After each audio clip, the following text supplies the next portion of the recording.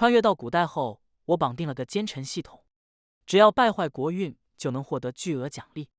于是我肆无忌惮，坏事做尽。什么？你说这是路？拖下去砍了？笑话！满朝尽忠天子，何有不臣之人？可就在我以为亡国指日可待时，我却发现事情好像变得不太对劲。你说你要北伐，怎么从南边回来了？千古第一丞相又是谁？我吗？大家好，欢迎来到我的频道。加班猝死后，我意外穿越到古代，成为了大宁历朝最年轻的丞相，身上还绑定了个奸臣系统。系统告诉我，只要我败坏大宁国运，便可以获得巨额奖励。而等我顺利让大宁亡国以后，就能够带着奖励回到现实世界。注：待宿主成功亡国后，期间因宿主昏庸举动而死去的人，上至文武大臣，下至贩夫走卒，都可无条件复活。听到系统的提示，我顿时眼前一亮。安邦治国我不会，肆意妄为、胡搞八搞还不简单吗？更何况我刚刚梳理了一下脑海中的记忆，发现自己不光位高权重，甚至还是先帝托孤的重臣。而如今小皇帝方才15，尚且年幼，我想要亡国，不是手拿把掐，易如反掌。那么问题来了，作为一个资深的大奸臣，我该如何在朝廷上展现一下自己的威望呢？沉思片刻，我脑海中闪过一位前辈的身姿。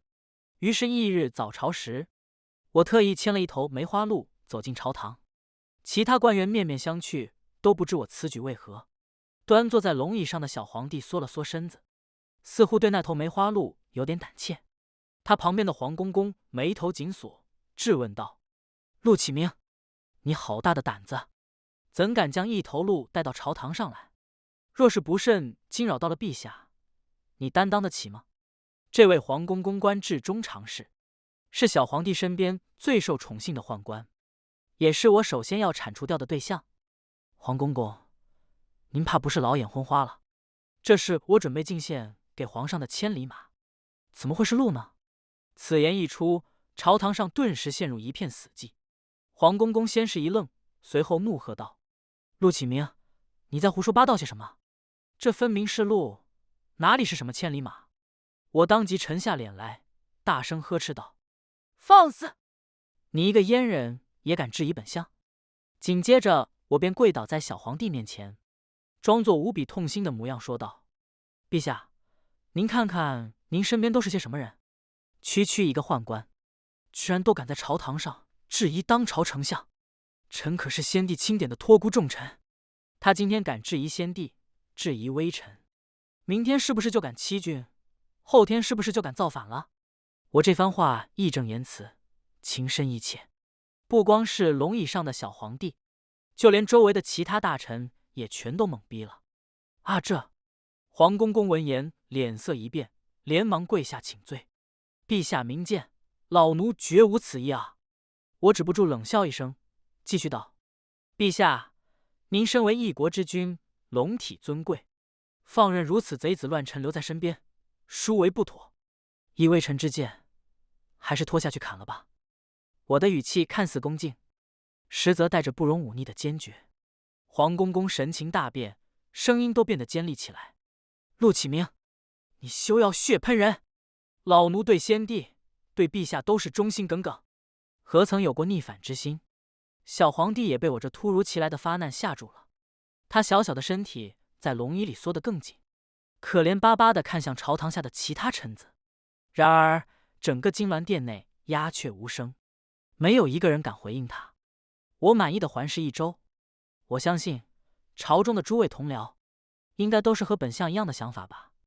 短暂的沉寂过后，被我一手提拔起来的尚书令率先踏出一步，他没有看我，只是对着小皇帝深深一躬，沉声道：“陛下，微臣以为丞相大人所言极是。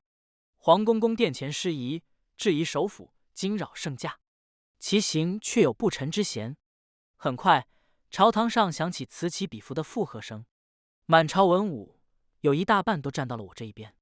臣附议，微臣也附议丞相大人。陛下，黄公公确实跋扈了些，请陛下圣裁。小皇帝看着下面黑压压一片附议的大臣，又看看我那张看似恭敬实则冷漠的脸，小脸煞白，大眼睛里蓄满了泪水。我语气又加重了几分，沉声道：“陛下，您还没考虑好吗？”小皇帝几乎快吓得哭出来了，他抓紧龙袍的下摆，带着哭腔，用细不可闻的声音说道：“那便依众位爱卿所奏，拖下去吧。”黄公公惊恐地跪在地上：“陛下，陛下开恩啊！奴才绝无此意，陛下饶命啊！”可惜朝堂上根本没人搭理他。2名侍卫很快便将黄公公拖了出去。我在心中暗自窃喜，除掉这个碍事的老烟狗，小皇帝便会更加孤立无援。用不多久，我就能在朝堂上一手遮天。到时候我还不是想怎么祸害就怎么祸害。可就在我满心欢喜，准备迎接奖励的时候，叮！我脑海中忽然响起系统的提示音：检测到中常侍黄锆在朝中结党营私，卖官鬻爵，把持朝政多年，宿主以雷霆手段将其铲除。恭喜宿主解锁成就肃清朝堂，国运值+50。我不是哥们，这对吗？我真没想为国除害啊。我只是想找个由头立威，顺便除掉小皇帝身边最亲近的人，方便日后挟天子以令诸侯。谁知道这个黄公公竟然这么不当人，这我找谁说理去？不过好在国运值增加的不多，区50点而已，还有的救。自打那日肃清朝堂之后，小皇帝看我的眼神便愈发畏惧。也好，省得我再费心立威。没了碍事的黄公公，朝堂之上我便是一家独大。经过一番思索后，我想出了一条新的亡国妙计。大宁立国不过30载，先帝以布衣之身，于旧朝崩塌的乱世中崛起，凭借着兴复天世、还于旧都的旗号，招揽天下英杰，历经艰辛，这才终于占据了蜀中的天府之地，建立了这偏安一隅的政权。只可惜先帝创业未半，中道崩殂，未能完成克复中原的宏大愿景。位于北方的魏国盘踞中原，兵强马壮，更是对风雨飘摇的大宁虎视眈眈。这些年来，若不是有秦岭天险作为屏障，魏国恐怕早已挥师南下，将大宁吞并了。我盯着桌案上的疆域地图，脑海中缓缓浮现出一个大胆的想法：北伐！我要继承先帝遗志，兴复天世，还于旧都，以大宁如今的国力，主动挑起对魏国的战争，无异于以卵击石。到时候大宁大军一败，魏国铁骑长驱直入，大宁亡国岂不是指日可待？我可真是个小天才。隔天的早朝之上，我提出了北伐的建议，果不其然，满朝哗然。丞相大人三思啊！魏国势大，我大宁国力孱弱，若是此时北伐，与自取灭亡何异？是啊，丞相，我等应休养生息，固守天险，方为上策。我冷眼看着下面一众反对的大臣，心中冷笑：你们越是反对，就说明我的决策越是正确。我清了清嗓子，沉声道：诸位稍安勿躁，本相决定北伐，自然有本相的考量。魏国虽强，但并非无懈可击，只要我们出其不意，攻其不备，定能一举成功，收复失地。我的话说得慷慨激昂，但下面的大臣们显然不太买账。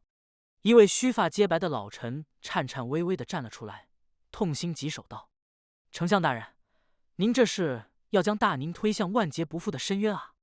我大宁将士的性命，不应该是用来赌博的筹码。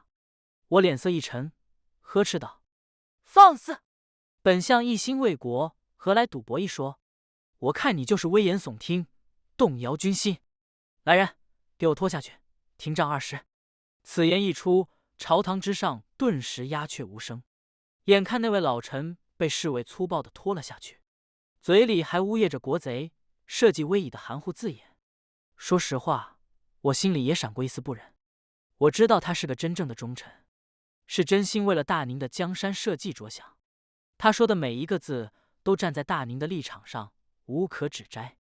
可我的任务，偏偏就是要毁掉这江山社稷，还有那些即将奔赴北境的10万将士，他们同样是无辜的，让他们无辜枉死，确实有违天和。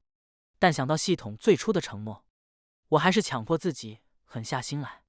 待宿主成功亡国后，期间因宿主昏庸举动而死去的人，都可无条件复活。没错，这只是一场必要的牺牲，为了我的亡国大计，为了巨额奖励和回家的机会，我没得选。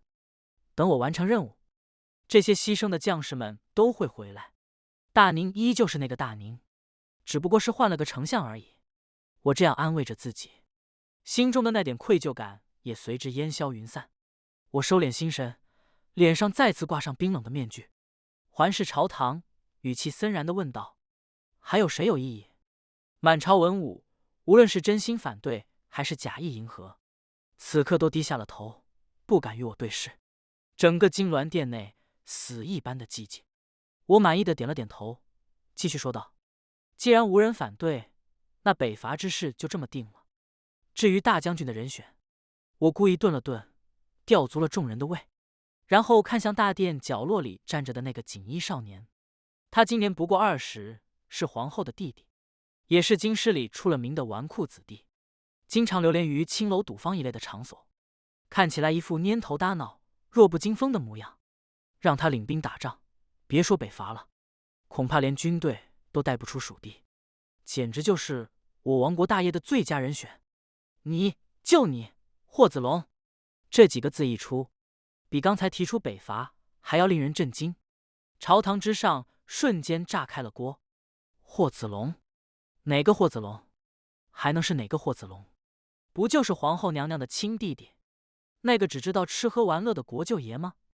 让一个纨绔子弟当大将军，丞相大人是疯了吗？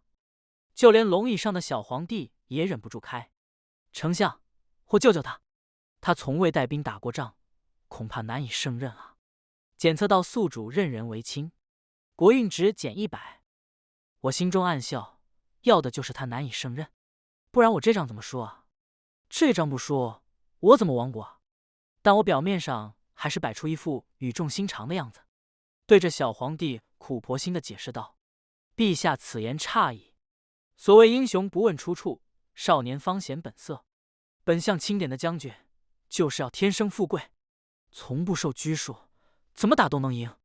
臣相信霍将军定能不负众望，为我大宁开疆拓土，建功立业。”我这番话说得冠冕堂皇，连我自己都快信了。随后我目光灼灼地看向霍子龙：“本相任命你为骠骑将军，统帅3军，替大宁征讨魏国，你可答应？”殿下的霍子龙脸色涨红，似是无比激动：“臣定不负丞相所托。”满朝文武目瞪呆，最终还是无人敢反驳。就这样，在我的独断专行之下，北伐的大计就这么草率的决定了。我仿佛已经看到了霍子龙大败归，魏军兵临城下，大宁基业毁于一旦，而我拍拍屁股完成系统任务，带着巨额奖励回家的美好画面了。大军出征那天，我亲自去城门相送。霍子龙一身崭新的铠甲，手持银枪，骑在高头大马上，显得英姿飒爽。只是他那张俊俏的脸上，却带着几分玩世不恭的笑容，怎么看都不像是个能打胜仗的将军。他见到我，嬉皮笑脸的凑了过来：“丞相大人，您就瞧好吧，此去北伐，我定然杀得魏军片甲不留，到时请您去洛阳喝酒。”我强忍着笑意，拍了拍他的肩膀：“霍将军，此去路途遥远，万事小心。胜败乃兵家常事，切不可逞一时之勇。若是势不可为，尽管撤退便是。本相会在朝中为你周旋。”我这番话明面上是关心，实际上是在暗示他随便打打就行，打不过就赶紧跑，别真把小命丢了。可霍子龙显然没有听出我的言外之意，还以为我是在鼓励他。他连忙拍着胸脯保证道：“丞相大人放心，末将定不辱使命。”看着他那副自信满满的样子，我心中忍不住乐开了花。去吧去吧，等你把大军败光了，我的任务也就完成了。送走了霍子龙，我便班师回朝，安心等待着前线传来的捷报。北伐大军出发后的第1个月，前线风平浪静。我料想霍子龙那小子估计还在路上晃荡呢。直到2个月后，才终于传来第1封战报。我迫不及待地打开一看，顿时愣住了。我军于岐山首战告捷，斩敌3000，俘虏数百。我揉了揉眼睛，以为自己看错了。不是哥们，一个纨绔子弟居然还能打胜仗，一定是巧合。对，一定是巧合，肯定是魏军轻敌了，这才让霍子龙捡了个便宜。然而接下来的数封战报却让我越来越心惊。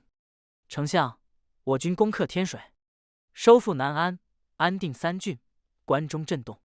霍小将军用兵如神，于街亭大破魏军主力，阵斩魏国大将张合。我军已兵临长安城下，魏帝曹睿惊惧，已迁都幽州。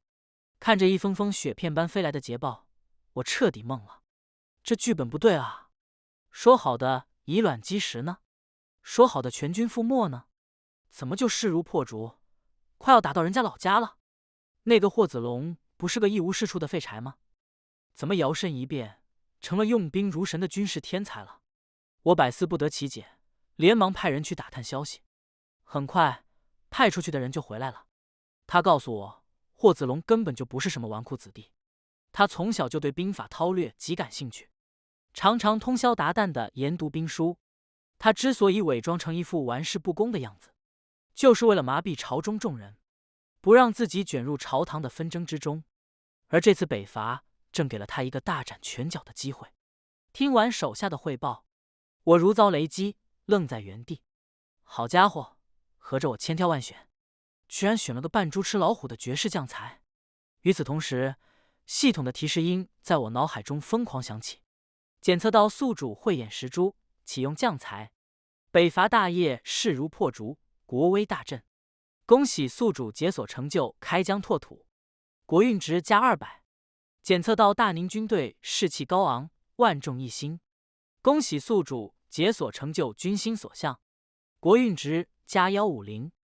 检测到魏国损兵折将，国力衰退，大宁国运相对提升，国运值加300。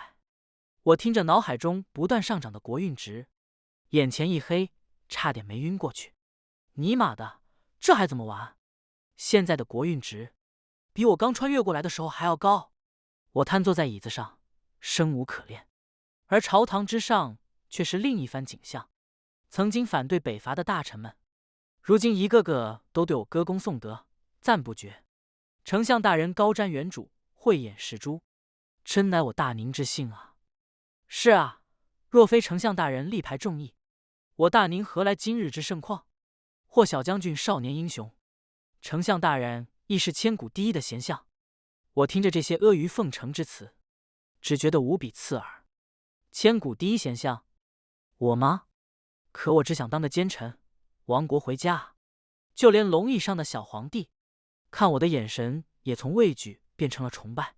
他饱含热泪地握着我的手：“相父，先前是真误会您了。若是没有相父，大宁怎会有今日的强盛？朕得丞相，如高祖得张良，光武得邓禹。”而我听了，只想吐血。张良、邓禹那是开国功臣，可我是亡国奸贼啊！这特么能一样吗？看着满朝文武那一张张无比兴奋的脸，还有系统面板上那刺眼的国运值，我心中不禁涌起一股深深的无力感。这条奸臣之路怎么就越走越光明了呢？回到府邸，我瘫在太师椅上，抬头望着房梁，感觉人生已经失去了方向。什么开疆拓土、军心所向、国威大振，这些词汇就像一记记响亮的耳光，抽得我晕头转向。不行，我不能就这么认输。一次成功不代表永远成功，北伐阶段性的胜利肯定也只是一个意外。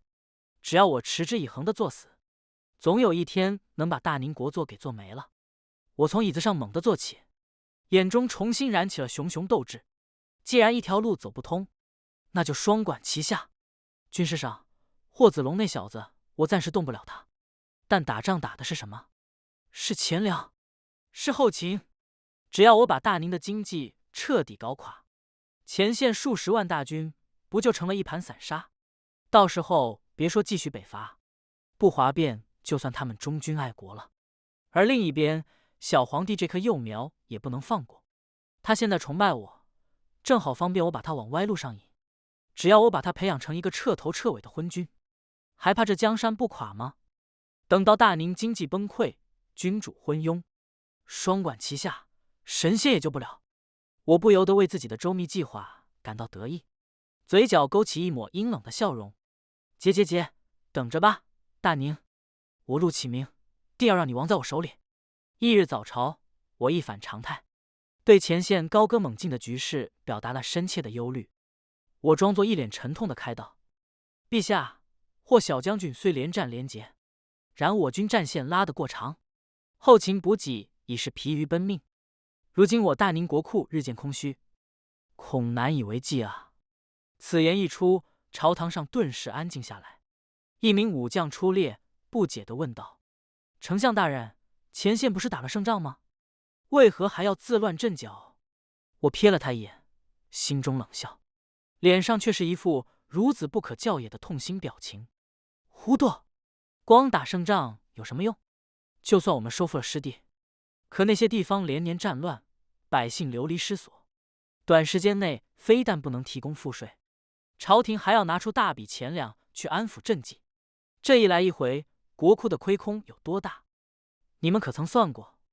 我顿了顿，声音愈发沉重。长此以往，不等魏国反扑，我们自己就要被拖垮了。当务之急就是要先开源节流。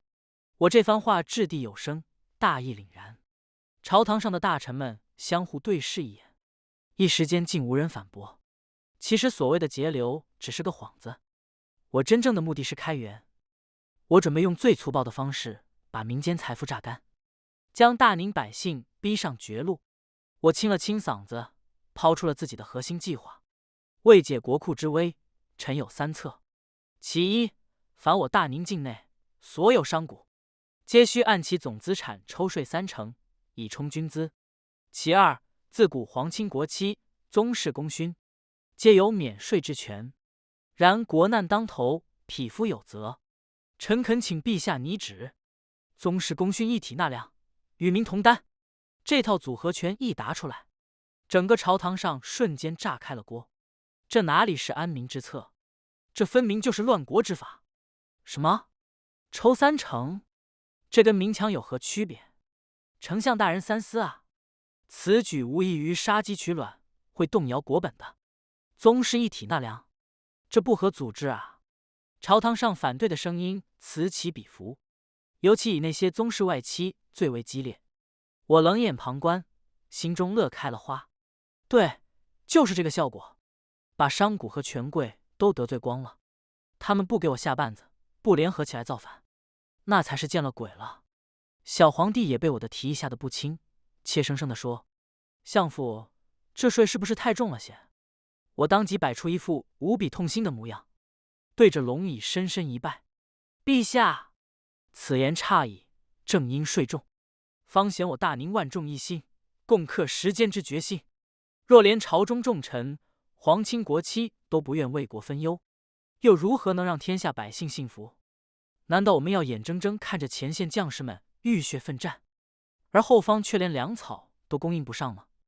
旁边的兜乡侯刘晏冷哼一声，指着我骂道：陆启明，我看你存心图谋不轨，此法若行，届时富者破家，贫者无路，流民四起，烽烟遍地，我大宁江山岂不是危在旦夕？等的就是你这句话。我脸色一沉，大喝道：笑话，你也敢跟我奢谈为国？蜀中上下11郡是在我的肩上担着，天下苍生这几个字还轮不到你来说。我转向小皇帝，言辞激烈道：陛下，您看看，这就是我大宁的所谓忠臣。他们只知墨守成规，不思进取，宁愿看着大宁国库日渐亏空，也不愿为国分忧。此等自私自利之辈，留之何用？我的目光如刀，扫过全场。本相的决定，谁赞成，谁反对？朝堂之上的群臣噤若寒蝉，没有一个人再敢吱声。有了之前指鹿为马的前车之鉴，谁还敢在这个时候触我的眉头？小皇帝见状，立刻表态：相父所言，必是为大宁万世着想。朕准了。兜乡侯刘晏被气得咬牙切齿，狠狠地瞪了我一眼，却是毫无办法。检测到宿主横征暴敛，致使民怨沸腾，动摇国本，国运值减200。听到系统提示，我顿时精神一振，成了！看来这次是真的走对路了。在等待新政推行期间，我把重心放在了培养昏君的大业上。自那以后，我便免了小皇帝每日的早读，不再让他接触那些枯燥的《资治通鉴》《贞观政要》。我为他寻来了全天下最有趣的话本小说，什么霸道王爷爱上我、3界仙尊俏魔女之类的，可以说是应有尽有，种类齐全。我还从民间搜罗了各种新奇的玩意儿，斗蛐蛐、滚铁环、放风筝，让宦官们带着小皇帝玩得不亦乐乎。起初小皇帝还有些不适应，小心翼翼地问我：相父，朕这样玩物丧志，是不是不太好？我摸着他的头，循循善诱地说道：陛下，您错了。治国如烹小鲜，张弛有度方为王道。一个真正的君王，首先要学会享受生活。我这套歪理邪说，把小皇帝唬得一愣一愣的。他若有所思地点了点头。相父说的有理。见他上钩，我再接再厉，开始教他为君的第2课，树立绝对的权威。正好最近有几个士族代表因为新政的事联名上书，言辞激烈的弹劾我，说我祸国殃民。我拿着奏折找到小皇帝，一脸严肃地对他说：陛下，您看看这些人，他们不是在弹劾我，他是在挑战您的皇权。新政是您亲自下令推行的，他们反对新政，就是反对您。小皇帝有些犹豫，可他们都是有功名的读书人。我当即沉下脸：陛下，天无2日，国无2君，在这大宁只能有一个声音，那就是您的声音。对于这种胆敢质疑您的逆臣，绝不能心慈手软，否则人人效仿。皇权何在？江山何故？在我苦婆心的劝说下，小皇帝终于下定决心，挥手道：那便将这几个领头的拖下去，廷杖40。看着那几名士子被打得皮开肉绽，惨叫连连，我心中无比满意。很好，一粒暴君的种子已经在他心中种下，接下来就是离间他和霍子龙的关系了。我无意间在小皇帝面前提起：陛下，您听说了吗？现在前线的那些将士们，都只知有霍小将军，不知有陛下，甚至军中都流传着霍家军的说法。我一边说，一边观察着小皇帝的脸色，果然，他稚嫩的脸上闪过一丝不易察觉的阴霾。臣知道，霍小将军是您的舅舅，必然是忠心耿耿，事无2心。但功高震主，自古以来都是君王心腹大患。臣也是为了陛下的江山，不得不提醒一句啊。我点到为止，便不再多言。一根怀疑的刺已经扎进了他的心里，我几乎可以预见，用不了多久，一个猜忌功臣、残害忠良、沉迷享乐的昏君就会新鲜出炉。到那时，内有财政崩溃，外无良将戍边，君王又是个人人唾弃的暴君，大宁亡国指日可待。新政推行的头1个月，整个大宁可以说是鸡飞狗跳，无数商贾联名上书，哭诉税负过重，家中生计难以为继。那些平日里养尊处优的皇亲国戚，更是3天2头堵在我丞相府的门，指着我的鼻子破大骂：陆启明，你这是要断我大宁根基，我等于你势不两立。而我坐在府里，悠闲地品着茶，听着外面的喧闹，我心中毫不在意。骂吧，骂吧，骂得越凶越好。你们越是反对，就说明我的政策越成功。我满心期待地等着国运值暴跌的系统提示音。然而，1个月过去了，2个月过去了，除了最开始那200点的下跌，系统面板上的国运值竟然纹丝不动。这下我有点坐不住了，不对劲，10分有12分的不对劲。按理说，这么作死的新政推下去，国运值应该狂跌不止才对。就在我百思不得其解的时候，户部尚书兴冲冲地跑来向我汇报工作，他满脸红光，激动得语无伦次。丞相大人，神了，真是神了！我微微皱了皱眉，什么神了？他递上一本厚厚的账簿，双手都在颤抖。丞相大人，请看，这是我们这2个月收上来的税款，不光补上了前线军费的亏空，甚至还绰绰有余。国库如今的充盈程度，比先帝在时还要强上3分啊！不是哥们，你说的还是汉语吗？我怎么有点没听懂啊？我连忙接过户部尚书递来的账簿翻开，上面密密麻麻的数字，看得我眼晕。这怎么可能？按照我的预想，商贾们不应该是纷纷关门歇业，等着破产吗？宗室们不应该抵制到底，一毛不拔吗？户部尚书看出了我的疑惑，连忙解释道：“丞相大人，您这一招实在是高啊！那些商贾为了能够活下去，想尽办法拓宽商路，雇佣百姓，开办了大量新的工房，如此一来，创造的利润翻了好几番。而那些宗室功勋，为了保住体面，不得不将手中闲置的田产租给百姓耕种，以换取钱粮来缴税。不光解决了大量流民的生计问题，还大大提高了粮食产量。”户部尚书心悦诚服地高声道：“下官现在才明白，丞相大人，您这哪里是横征暴敛，分明是功在当代，利在千秋的神来之笔啊！”听着户部尚书滔滔不绝的赞美，我脑海中又想起了那该死的系统提示音：检测到大宁国库充盈，恭喜宿主解锁成就商业奇才，国运值加500。我眼前一黑，差点从椅子上栽下去。尼玛的，剧本不是这么写的。既然内乱这条路走不通，我就只能寄希望于小皇帝了。近日我又搜罗到几样新鲜玩意儿，刚走进宫里，就发现小皇帝伏在案前，正聚精会神地看着什么。走近一瞧，正是我前几天给他的那本《3界仙尊俏魔女》。我心中一喜，看来这小子是彻底陷进去了。于是我笑眯眯地问道：“陛下，这书可还有趣？”小皇帝抬起头，眼神中闪烁着兴奋的光芒。“有趣，太有趣了！相父，朕从中学到了很多东西。”我一愣，学到了什么？难道是学到了怎么谈情说爱？那感情好，以后沉迷女色，不理朝政，亡国大业指日可待。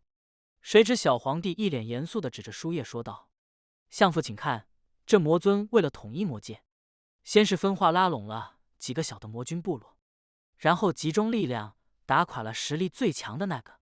这不正是兵法中所说的远交近攻，连横合纵吗？还有这里，仙尊为了获得百姓的信仰，广施恩泽，建立神庙，这说明得民心者得天下。相父，您给朕的这些书，看似是风花雪月，实则蕴含着深刻的治国安邦之理啊！”我张了张嘴，半天说不出话来。不是哥们，你是不是有什么阅读理解障碍？这明明就是一本3流的仙侠言情小说，你是怎么从里面看出治国之道的？小皇帝显然没有注意到我便秘般的脸色，他话锋一转，又提到了霍子龙。您上次提醒朕，说霍舅舅功高震主，军中只知有霍，不知有朕。我心中一动，来了，离间计终于要奏效了吗？小皇帝是不是准备下旨夺了他的兵权？我连忙添油加醋道：“是啊，陛下，此事不得不防啊。”小皇帝重重地点了点头：“相父说的是，臣子的威望绝不能高过君主，所以朕决定了，朕要更加勤勉，更加爱民。朕要用自己的德行和功绩，让天下人都心甘情愿地臣服于朕，而不是靠猜忌和打压功臣来稳固皇权。朕要开科举，广纳天下贤才；朕要修水利，让万亩良田得以灌溉；朕还要减免赋税，让百姓休养生息；他慷慨激昂，越说越激动，小小的身躯里仿佛蕴含着无穷的力量。检测到宿主因材施教，寓教于乐，成功激发了幼帝的雄才大略与仁德之心。恭喜宿主解锁成就帝师之表，国运值加1000。我张了张嘴巴，欲言又止。有时候一个人穿越，真的挺无助的。日子一天天过去，我的心也一天天往下沉。小皇帝越来越有明君之风，国库日益充盈，百姓安居乐业。我败坏国运的计划，似乎已经成了一个笑话。尤其是看着前线不断传回来的捷报，我整个人都麻木了。第一份军报，霍将军荡平辽东，魏国灭亡。我意料之中，毕竟是主角模板。第二份军报，霍将军挥师南下，直捣建业，江南已定。我有点夸张，但还能接受。第三份军报，霍将军言江南湿热，将士多有不适，故而率军西进，入高原以避暑气。沿途以将哀牢、票国、夜郎、吐蕃诸部尽数扫平。我他妈的演都不演了是吧？你丫就为了避暑，把半个亚洲都给打下来了。霍子龙回信：人之常情，顺手的事。检测到宿主运筹帷幄，决胜千里，辅佐明君，开疆拓土，威加海内。宿主解锁成就知人善任，解锁成就平定四方，国运值加10000。听到脑海中那冰冷的提示音，我眼前一黑，彻底失去了意识。当我再次醒来时，发现自己躺在床上。小皇帝，现在应该叫您武帝了。他正一脸关切地守在我身边。见我醒来，他喜极而泣：相父，相父，您终于醒了。朕已经让太医看过了，说您是积劳成疾，心力交瘁。相父，您为大宁，为朕，实在是付出太多了。我张了张嘴，喉咙干涩。心力交瘁？是啊，为了亡国，我可不是心力交瘁吗？小皇帝见我神色黯然，以为我是担忧国事，连忙握住我的手，语气无比真诚地说道：相父，您不必再操劳了。如今大宁四海升平，八方来朝，这一切皆是相父您的功劳。他对着我深深一揖，道：日后史书必然会记下，若朕是忠心之主，您定是名副其实的千古第一贤相，是朕的张良，是朕的诸葛武侯。听到小皇帝提到那个熟悉的名字，我心底不禁一动，脑海中浮现出一个大胆的猜测。思忖片刻，我对着小皇帝说道：陛下，请容臣歇歇吧，臣有点累了。宁武帝连忙点头说：是，相父您快歇着，朕不打扰了。他平退了宫人和太医，一步三回头地离开了我的府邸。房间里终于安静了下来。良久过后，我深吸一气，缓缓起身。我没有惊动任何人，而是独自换上一身素衣，走出了丞相府。我一人一骑，迎着萧瑟的秋风向西而行。待到行至5丈原时，我翻身下马，对着漫天星斗，我抬起头，轻声问道：这就是你想看到的结局吗？短暂的沉默过后，我脑海中响起一个弱弱的声音：你是怎么发现的？我冷哼一声：废话，我又不是傻子，我做的决定怎么可能事事都顺利？这世上哪有这妖巧的事？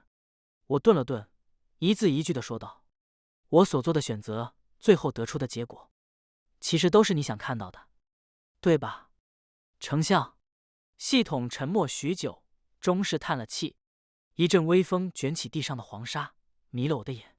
恍惚间，我眼前闪过无数破碎的场景。一间茅庐中，我看到自己身着布衣，对着一位志向远大的青年深深一揖：为图将军之志，明愿效犬马之劳。画面一转，白帝城的病榻前，先帝气息奄奄，紧紧握着我的手。若太子可以辅佐，则辅之；若太子不才，丞相可自立为蜀中之主。兵荒马乱的战场上，一位意气风发的青年将军驰骋于阵前。他笑着高声喊道：老将军，可识天水江伯约？金銮殿内，年轻的天子慌乱大喊：“朕不能没有相府，江山社稷不能没有相府啊！”五丈原上，星光暗淡，秋风刺骨，近乎油尽灯枯的我身披鹤氅，仰天长叹：“悠悠苍天，何伯于我？”魏军兵临城下，满朝文武围在殿前，劝说白发苍苍的宁武帝为了百姓投降，唯有他的儿子跪于殿下，声嘶力竭：“父皇，自古以来，可有投降的天子？即使大势已去，也该父子君臣，背城一战，与社稷共存亡。孩儿刘晨，宁死不降！”